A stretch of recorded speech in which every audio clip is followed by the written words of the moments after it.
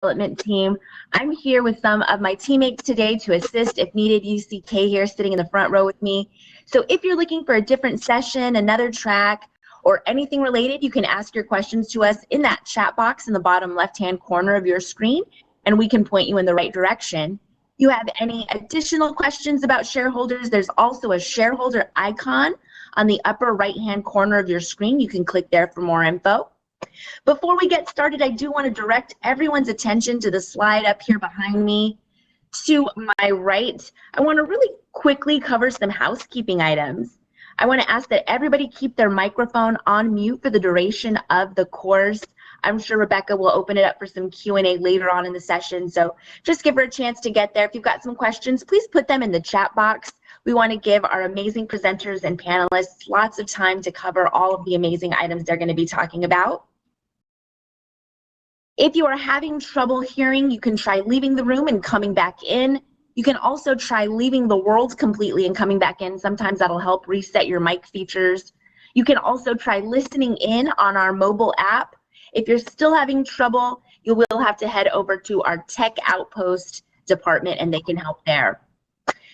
You can utilize the screen zoom functions if you want to zoom in. They will not be, oh, yep, we've got some slides coming up there. So you can utilize the screen zoom function either on the top of your screen or the stage zoom function on the very bottom of your world screen to zoom in to see that.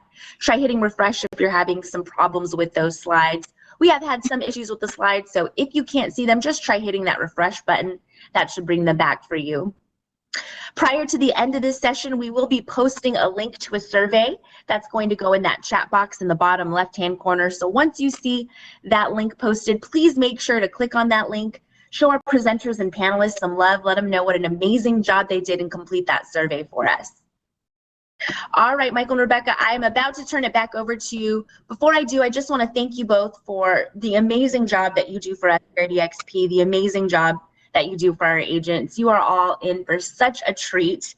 And I also just want to let you know that we're here, so if you have any issues, if there are any problems or any technical issues, just reach out and we're here for you. All right, is everyone ready to get started?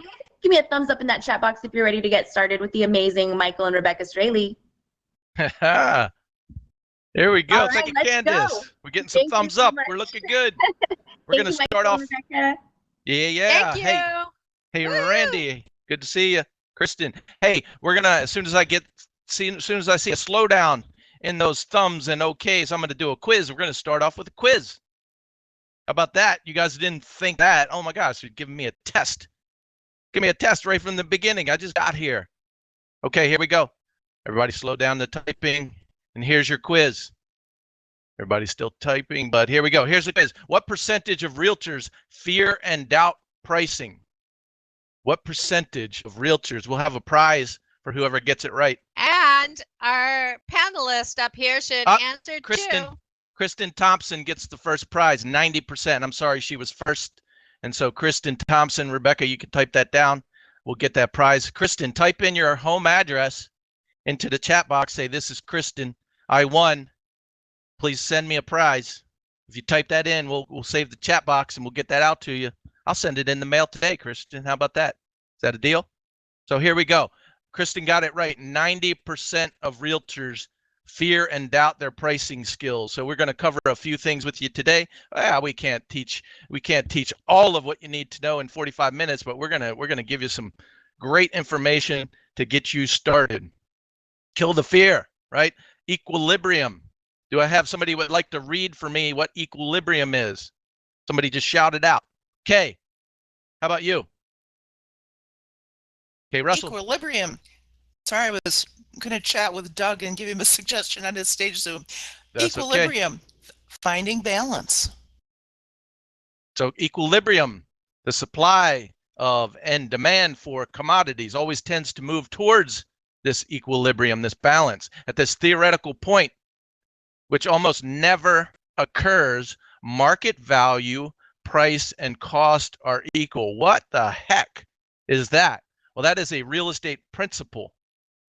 This is what makes our job so hard, because market value, price, and cost are rarely ever equal, but there's always a fight to move towards it.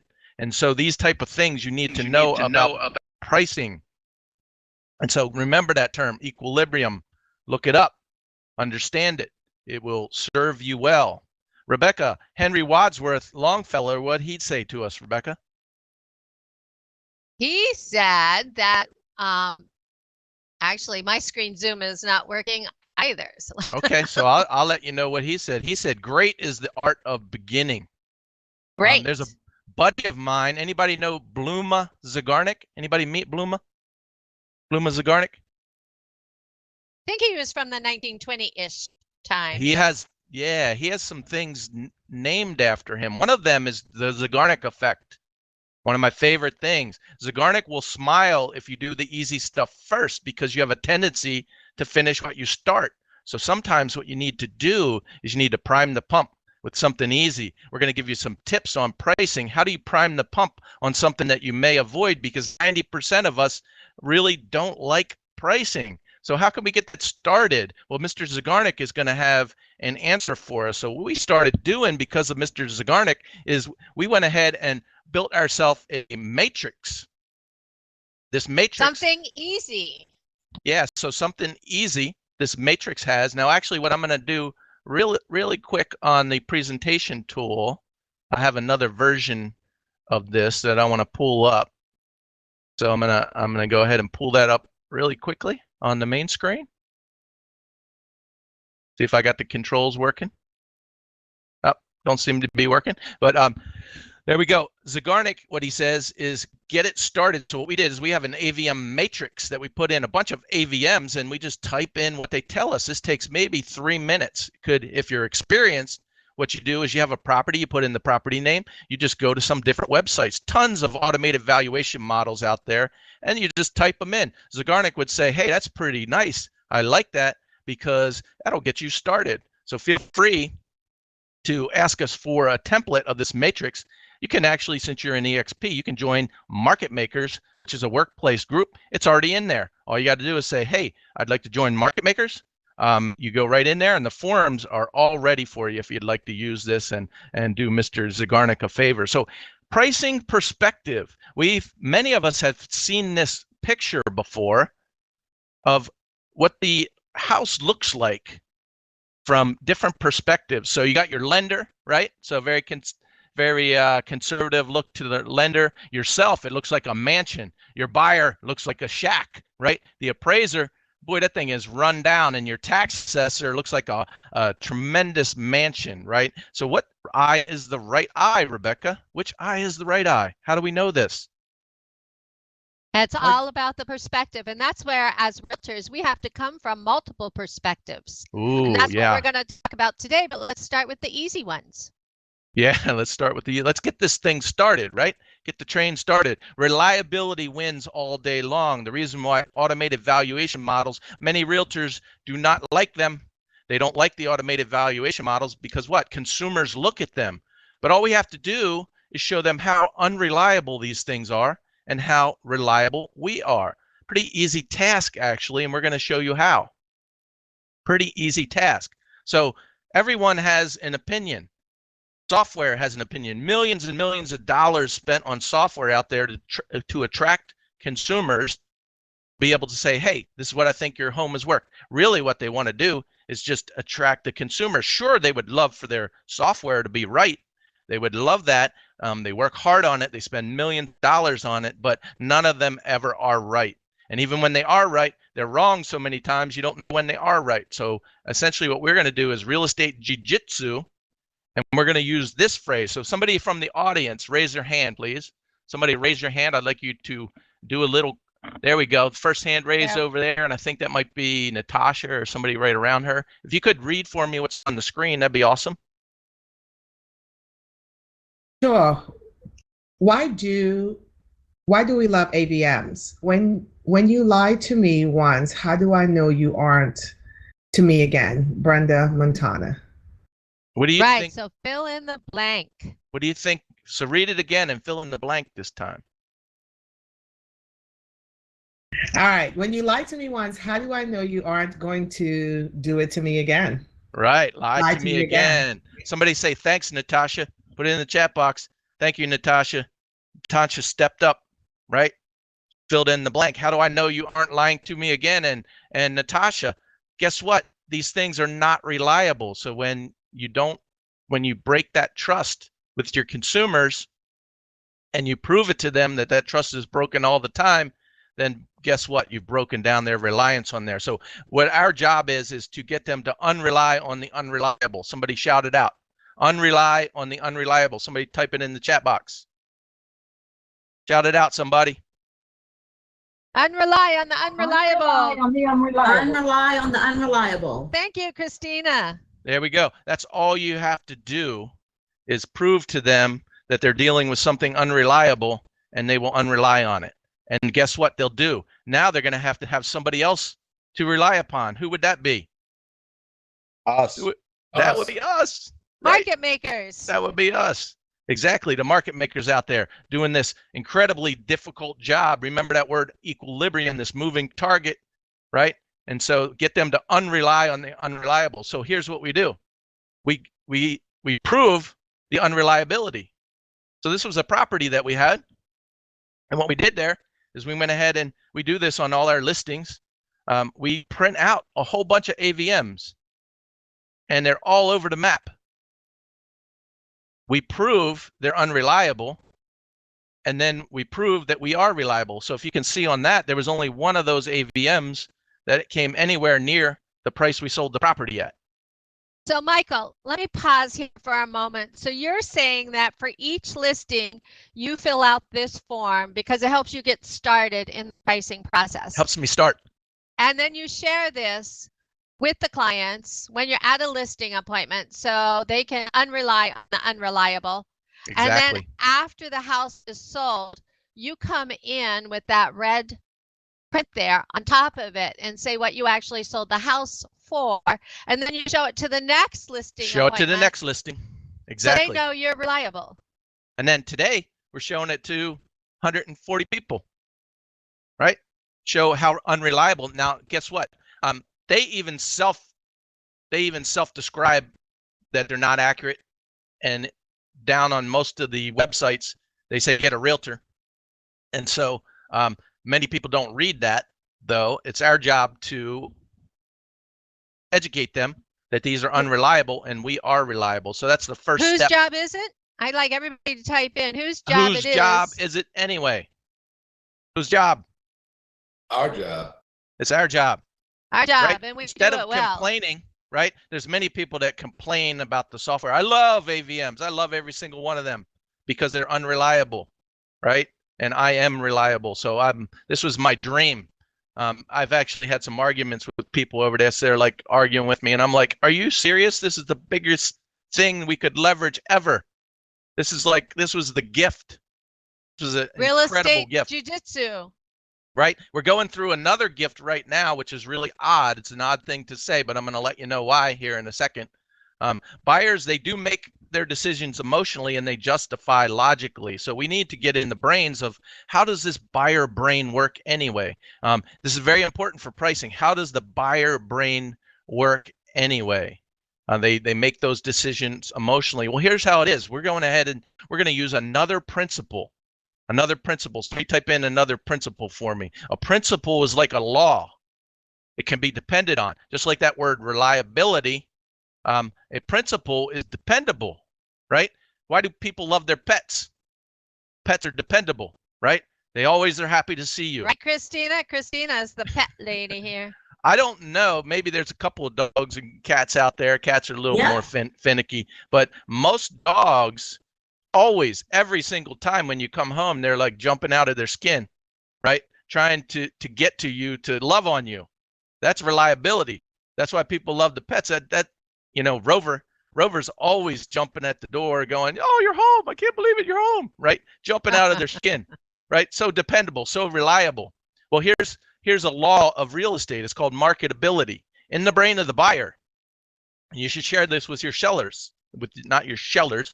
You share it with their sellers. Say that 3 times fast. Share it with your sellers. Share it with the sellers. Share it with the sellers. Share it with the sellers. USDE.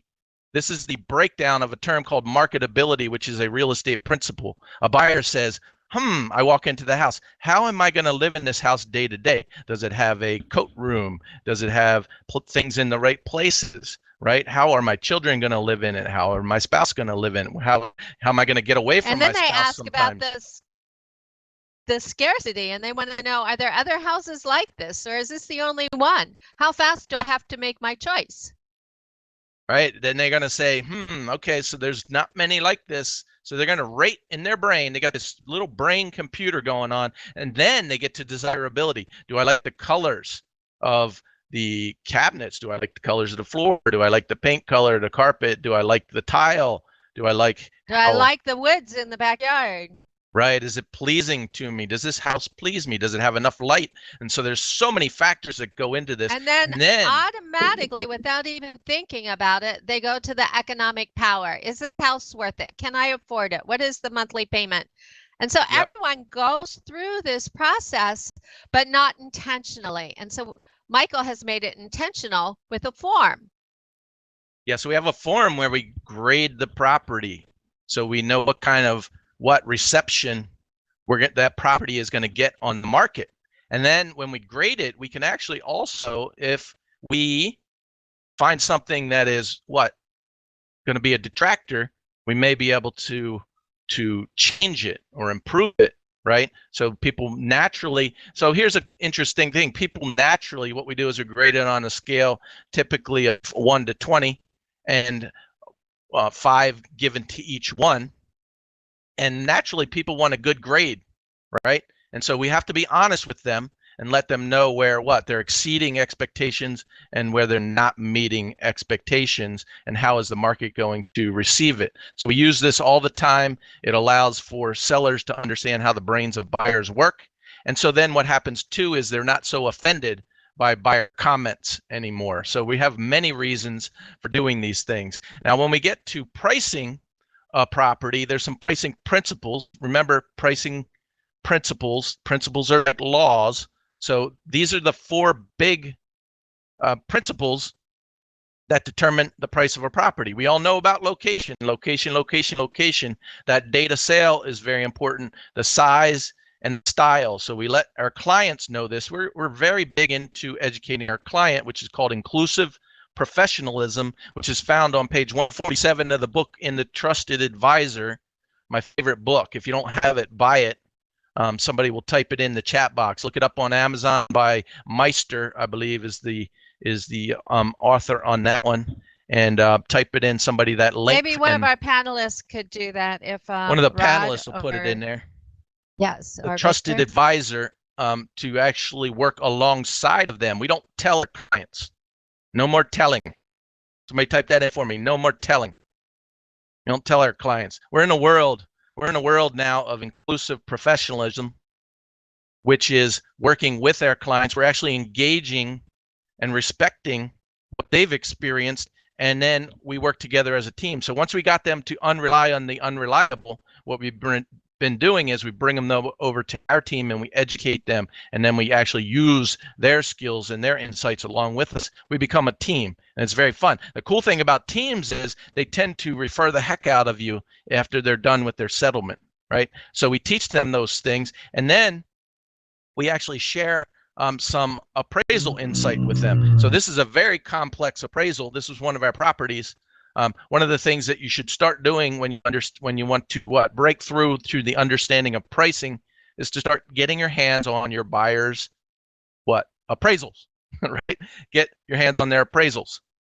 Start studying them. Understand how the appraisers look at property and how they value property, and then you can do the match, right? You can match and set expectations on whether a property is going to appraise or not. If it's not going to appraise, then we want to know that ahead of time. We don't want surprise. So the ABCs of real estate. Anybody know the ABCs of real estate? Anybody want to guess? ABCs of Always RE? be selling. Right? So that's one interpretation. Yep. And so always be closing. We can find that one. That's a funny guy. What is it? Luke Dunphy or Phil Dunphy and his son Luke, right? Always be closing. Well, we have another one. Don't annoy, bore, confuse, or surprise your clients. Don't annoy. I'll say it again. Don't annoy, bore, confuse. Somebody can't hear out there. So everybody, if you guys can hear, type in I can hear. I can hear. Somebody say, I can hear. Yes, you can hear. Good, good, good. Okay, so maybe just a couple people out there. The So if you can't ABCs of, hear, if you go in and out of the room, you can usually hear better. there you go. ABCs of real estate. Don't annoy, bore, confuse, or surprise your clients. Instead, include them, teach them a few things, make them feel good about themselves, give them great insights. And that's where the appraisal comes into it, is to give them a overview, right? And while you're doing that, you're going to have to what? If you have to teach people, you're going to have to learn it yourself, right? You're going to have to get confident and competent in your own skills to be able to understand that type of situation. Now, one of the things that's also a principle of real estate, we're going over principles, which are like laws and truths. Month supply of inventory. How do we know the difference between a buyer's market and a seller's market? Are we out of gas? Are we out of inventory? We're going to share in a moment an economic panel from our buddy Dr. Young, who said, guess what? We are out of gas in the real estate market. You guys are actually in a tremendous time in real estate, and I alluded to that a minute ago. Tremendous time in real estate. Why is that so? Well, I'll share with you. The amount of time between engaging a client and getting to settlement right now can be a record low. What does that mean? That means money in your pocket. Record low times between meeting a client and getting to settlement right now. Why is that true? Tremendous low inventory in a lot of places. Buyers also have to move quickly, or they're gonna do what? They're gonna not get the home that they want. Tremendous period of efficiency for you guys in the midst of something that is very shocking at the same time. So we call this a bifurcation, right? It's kind of a split, right? So in the midst of something that's very difficult, we have huge opportunity at the same time. Huge opportunity at the same time. I'm going to share that with you in a minute. Huge opportunity. So we covered some laws, which are principles. So somebody type in a principle is like a law. We typed in a principle about the AVM. The AVM is an automated valuation model. They can't get it right. No matter how many millions of dollars they throw at it, they're not going to get it right. Okay, real estate is immovable, unique, and you're dealing with a whole bunch of unique people, situation, markets. You're dealing with equilibrium. The software, I used to write software, written millions of lines of software. That software just can't get it right. You can't replace that human realtor in the equation to get the pricing right. And we can save them thousands and thousands of dollars, make thousands and thousands of dollars for them by understanding some of the principles. The marketability, which is made up of the utility, the scarcity, the desirability, and the economic purchasing power. And then being able to determine what are the most similar substitutes, another principle of real estate called substitution, right? It's an economic principle. A buyer will not pay more for something when they can acquire something as good somewhere else. That's a principle of substitution. You learn these principles and you will have it made. You will have pricing competence and confidence. And then we talk about the inventory. Got to know your inventory. Got to have a dashboard on your real estate business. You want one more? I'll tell you one more. Anybody want one more? One more. Type it in. Who wants one more? Give me one more. Rebecca does. Anybody else? One more, please. What's the next one? What is it? Well, here's a way to leverage. It's the principle of leverage. Somebody type in leverage for me. Leverage. Now you're going to find these things if you join Market Makers. We have about 300 people in Market Makers now. If you join the workplace group Market Makers, you can see some of these things already loaded for you. So what we're going to be able to do now is we're going to leverage ratios, close ratios. We're going to be able to tell our buyer, this was Arlington, Virginia. They wanted to win this property. Somebody in one of our classes said, well, what do I do? How do I negotiate? How do I negotiate when people are paying over list price? I would like something that would be reliable. Somebody type in the word reliable. Winston Churchill once said, the farther backwards you look, the farther forwards you can see. It's like having eyes in the back of your head, right, Rebecca? Right. I got eyes in the back of my head. Well, here you go. That's we where do. It came from. We have the tool called the MLS, which is incredibly powerful, and we built it. Somebody type in, we built it. We built it. We built that reliable thing with good, solid data. Everybody knows putting a listing in is not a piece of cake. You got the reliable data. Keep the pictures in, leave the pictures in, right? And then use the close ratios. That's all we're doing here. most MLSs, anybody in the Bright MLS is easy to do. A lot of you guys are probably in the Bright MLS system. It's one of the big ones, right? And so if you have the stats analysis detail report, you can run it. And here's what we were able to tell this person in one of our classes. We said, if your buyer really wants this property and they offer 103% of list price in an environment where people are paying over list price, they have a 92% chance of getting it based on our historical data in the price range in this area. And they said, wow, okay, well, what if they offer a little bit less? Okay.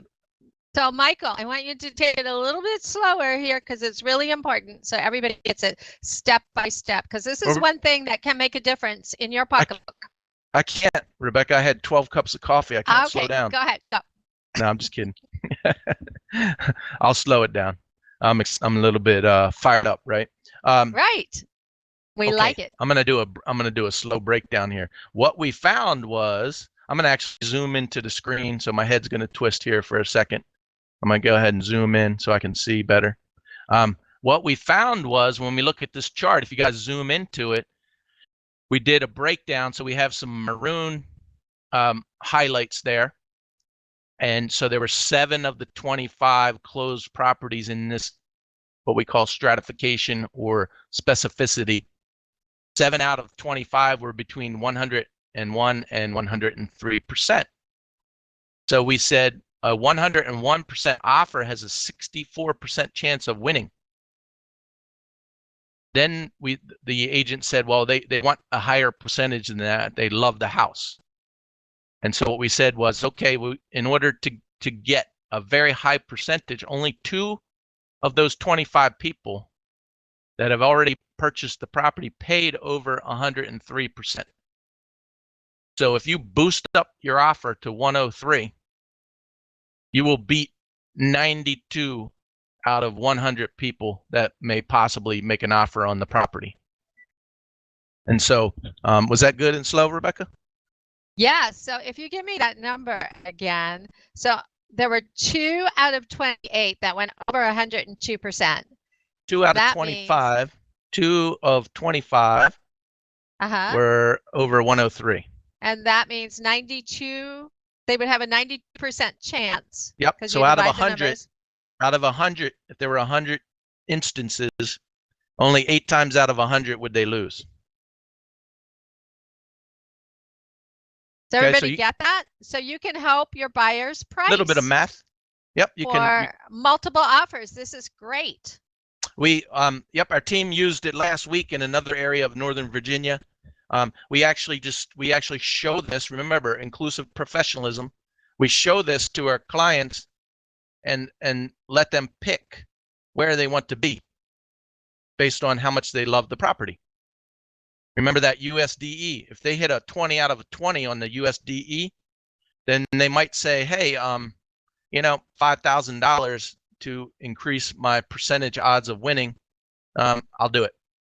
I think this is something Christina and Rodney and Victor can use and have analyzed. So great job. And that's why they're up here, because they know how to use these things and have been using them. And congratulations. So there you go. There was the one more thing. That was the one more. There's plenty more of things like this, but this one's a good one because you can, everybody wants to be able to negotiate. When you do these types. So Michael, I want to pause here because Jim says these numbers change geographically. Oh, yeah, they do. Even for different price ranges within the same geographics. So it has to be stratified to your marketplace. Yep. Use your data, right? That's cool. Here's why, actually Jim has hit on why a lot of times the automated valuation models are not right, is because guess what? These type of principles apply to equilibrium. What we saw right in the beginning, that equilibrium where it's a moving target, right? Different areas act differently. That's why local experts called realtors, which we call on the screen right now, market makers. Somebody type in, I am a market maker. I am a market maker. So when you understand these principles, then you become not only a realtor, which we know and love, you become a market maker. And so I loved it so much, I actually have a license plate called Market Maker. I'm actually wearing a shirt today Rebecca bought me, said Market Maker, right? You guys can join the workplace group called Market Maker. In order to be a market maker, you got to understand how the markets work. And that's what we've been able to share today. You got to understand how markets work. Markets are so much fun once you start understanding that they are built upon principles and laws that can be depended on and reliable, just like we are. And therefore, we transition from just a realtor, which is okay, but a realtor is, it doesn't really have action in it. A market maker making markets has action, right? We want to be a verb. You want to be a verb, Rebecca? Yes, that's why You wanna market makers. You want to be we are making out markets. Well, I'll give you some verbs here from some top economists. How about that? We were actually to Northern Virginia, had an economic forum, which we decided, hey, this would be a great platform to share not only some principles of real estate, but some of the people that are reading and understanding markets and understanding where we are coming from and going to economically. So we thought we'd use this time to share what some of those PhDs are saying about the economy. And we had local economists, and we had our Dr. Young, the national economist. So let's take a look at what they said. Here's where you can actually download these speaker presentations. So I'm going to leave that on the screen for a moment. These are the speaker presentations from one of our associations in Northern Virginia, and that's the website. So if you go to that website, nvr.com/realtors/classes/webinars, you're going to see this link. You can click on it. You can download the PDFs from 3 doctors in economy in real estate. So pretty cool. And this is just 1 week old. 1 week old. So hot off the press. Let's take a look. I went ahead and summarized for you guys what they said. Take a look at what they said. So what did they say? Let's take a peek. Exciting, I'll tell you that. So the local panel, they said, hey, guess what? Just like Jim was saying a minute ago, the job base of your local market matters. And so what they did is they broke apart the job base to let us know what the different sectors were, right? The different sectors will then tell you what kind of, they actually mapped out the risk factor of different counties based on the jobs. So that was pretty cool. Nice of them to do that. It's all in the PDFs. Then they've stated that realtors are going to be incredibly important, more important than ever, to what? Clear up any confusion that is occurring in the real estate market. Not only do our job, but also to unconfuse. And so one of those things is to unrely on the unreliable. So that's what they said. Then they said the Fed is going to backstop us. So breathe easy. The Fed's got our back. They did state that unemployment was heavier with renters. Okay, so a lot of the unemployment seemed to be in those categories, which indicated to them that some of the housing, which is what of a lot of us, I saw a lot of people typing in, we're busy, right? The unemployment was more with renters, so that's what they shared. Then let's see what else they might have said. They said that in April, end of April, 7.6% of mortgages were in forbearance. Now, forbearance means that they called up their lender and they said, hey, can I pay you later? And maybe can you just put it on the end, since maybe I have some equity in my property, can you just put it on my principal balance, right? Take some of my interest. Now, strangely enough, this could also be for you guys that have been through the SRES course and you know the reverse mortgages. In a strange way, forbearance is a little bit like those HECMs, right? Those HECM mortgages, where you actually take some of the interest that you didn't pay and you put it on the end of the loan. Maybe they're letting you going to do that for a little while. So this is actually going to what? It's going to reduce some of the foreclosures, especially with people with equity in their homes, be able to tap into the equity to make their interest payment. Okay, so I know that's scary to a lot of people, but for somebody that has 50% equity that can't make their payment, it's actually quite nice, right? They actually are tapping into their equity without tapping into it, right? So there are forbearance. Nice explanation, Michael. I like that. And it just softens because people may have a lot of equity right now, but they might not have the money month to month. So it softens the cash flow shortage. Yeah, it's a cash flow tool, right? And so some of the lenders are going, what? They're taking advantage of some of that. What else they told us? They told us we have a severe inventory shortage. They did also tell us the sellers seem to be pausing more than the buyers, and they're not seeing price drops. Now, of course, real estate is local, but when they sum up some of those scenarios, they're telling us in general terms, this is what they're seeing across the nation. It's going to differ in some areas. I get that, right? But this is the bulk of what these economists are seeing. Let's see what else maybe they have to say. Dr. Young had a lot to say. He said that the Fed was all in, right? The Fed is all in to make sure that this doesn't, floor fall out from underneath of us. He said there was extreme power pre-pandemic. He also said that consumers are saving. They're saving money.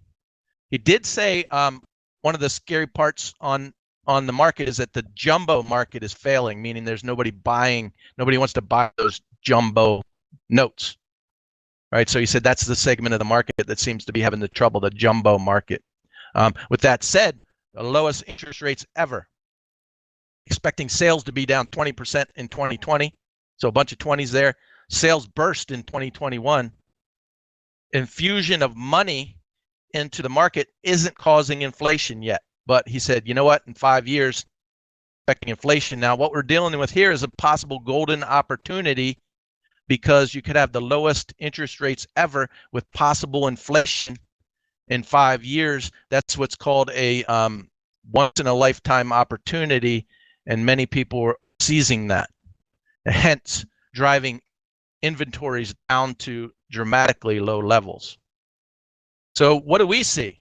I'll take a little snapshot here in Stafford, Virginia, and then we'll take your questions. We see 213 active properties for sale and 309 contracts in the past month. That gives us 21 days of inventory. So we're no longer counting our inventory in months. Newsflash. Somebody type in newsflash. Newsflash, we're counting inventory in days now. We can't do months because we're below a month. We have low lease inventory, and basically the music has stopped, meaning that a lot of sellers are saying, you know what, musical chairs, I'm going to stay in the chair that I'm at. And so they're driving inventory down to days, not months. And so that's Stafford, Virginia right now. What does that mean to sellers? It means they're going to sell much quicker. And what does it mean to buyers? Well, they better hop to it or something's going to go under contract. So what could surprise us? And take your questions. Well, it could surprise us if builders pause, right? What if builders pause through this situation? What? It's going to drive it even lower. What if we have some behavioral changes that we didn't expect? Yeah, we might have pockets of distress.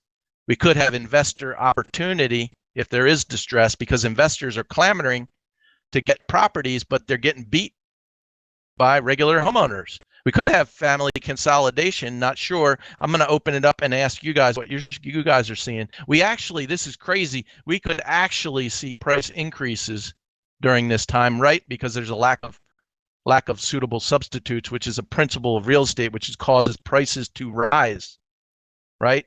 That would be crazy. We could see an economic collapse, but the economists are telling us the Fed has our back. They're not going to let it happen. We could see migration. Where? Out of cities into the suburbs. We could see migrations to different states. These are the things that we don't know, but we should keep an eye on. So maybe some of these things are going to happen. So what do you guys see? This is our open time, 10:40. We got some time left. We have about 10 minutes. Okay. What are you guys seeing? Questions? Let's ask Christina, Rodney, and Victor. First of all, do you have some thoughts that you would like to share? I'm formulating them. Okay. There's a lot of information to absorb, and then we're going to have the ability to change our processes in real estate, which should lead us to greater efficiency. And as I typed in early, because the consumers are looking to us to guide them on what the next steps are, and we get to rewrite them right now. So that's exciting for our business opportunity. So let's have a quiz right now. We have a good bunch of people quiz? here. Okay. Yeah, quiz. Type in so if you have low inventory, I would like to see how many yeses we're going to get. Low inventory in your area. Let's see how many yeses we get. Boom, boom, boom, boom. Look at them all. Holy smokes. I'm going to type it in our area too. Look at all those low inventories. Holy smokes. Right? Boom. Let's go ahead and dyingly low, says Nicole. Let's go ahead and do the reverse quiz. Reverse quiz. Who doesn't have low inventory? And we'll see if we get any reaction. Who doesn't have low inventory? High inventory? Or high inventory? They have a lot of inventory. Let's go. Yep. So it does depend on the price, but let's use median. Let's go ahead for the quiz. Let's use median price range.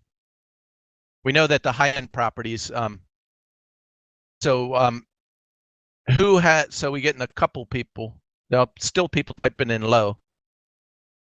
So it doesn't look like we're having. So basically, anybody. Medium is low. I like that, Kim. Yep, there we go. So fairly low there for Jim. 1.9, but not in Cape he's Cod. not in Hi, days Mary yet. Rodriguez. Hi.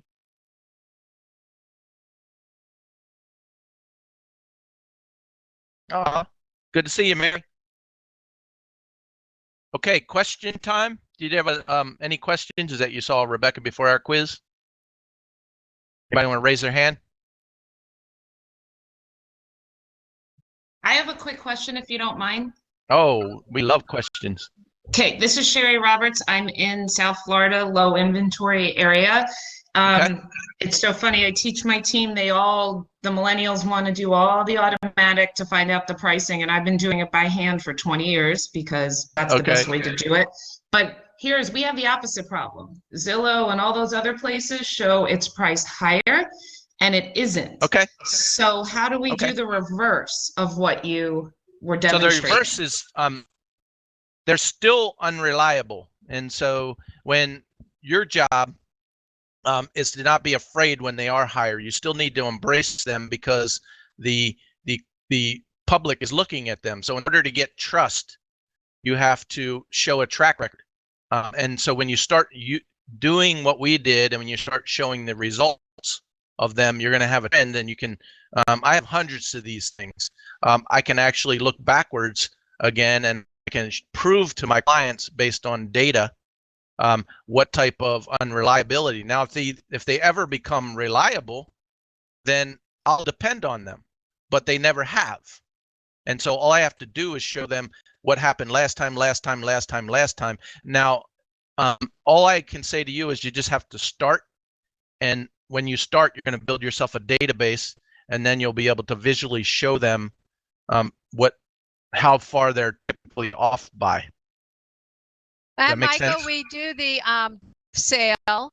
We have to choose the most similar property. So we usually do that, especially when the AVMs are showing a higher price. Then we look at the most similar substitutes with the listing clients. And we tell them how the appraisers are going to look at this, which the top 3 indicators are data sale, size of the house or the size of the lot, and the my third one, location.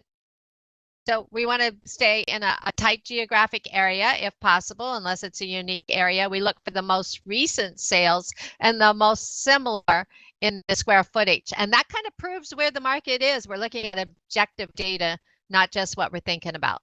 Yeah. So there's form for that also. So we use it's going to look a little different than what you guys, I love that first form you showed that showed, you know, what it actually sold for, but ours will probably be in reverse. And then if we back it up with we have proof, that too.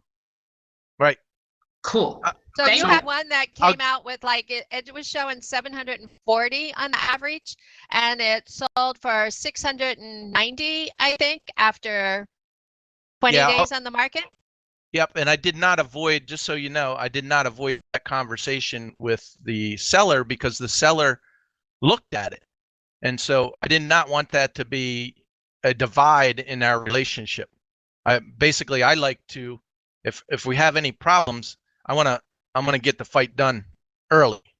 And so what I did was, you know, we had a battle over that for a while. So I had to educate him a little bit more than some of the other clients where the AVMs were lower. Where the AVMs are higher, plan on a little more education time on how real estate market works. It was a double meeting because he didn't trust my skills, and so it took me a little bit more education. However, when we priced his house at 690 and 14 people came through before we got an offer, he said, "You know what? You were right." And you know, we sold the house, we listed it and sold it without changing the price. He would have lost money probably in the tune of 10 or 15 grand if he would have overpriced the house. We all know that when we overprice a house, they're going to lose money. Excellent question. Wonderful question. So go join Market Makers and we'll have that discussion a little bit further. All right. I think it's time for us to release the state. Oh, go ahead. Yeah, so it might be a lot, but I'm going to try to explain it the best as possible. So I have a property, I have a listing presentation.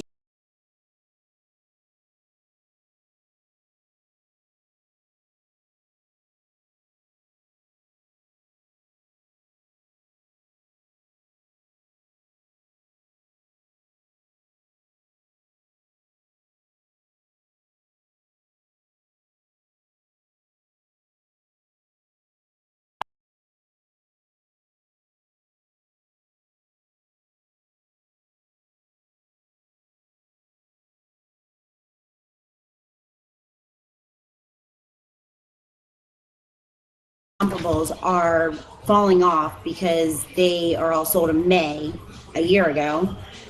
Like I guess maybe so the low grade living area, how much less is that going to go in for typically? Yeah, so we can talk over the principles of what's called GLA. It's going to take a little bit longer than what we have here, but I did type in my phone number.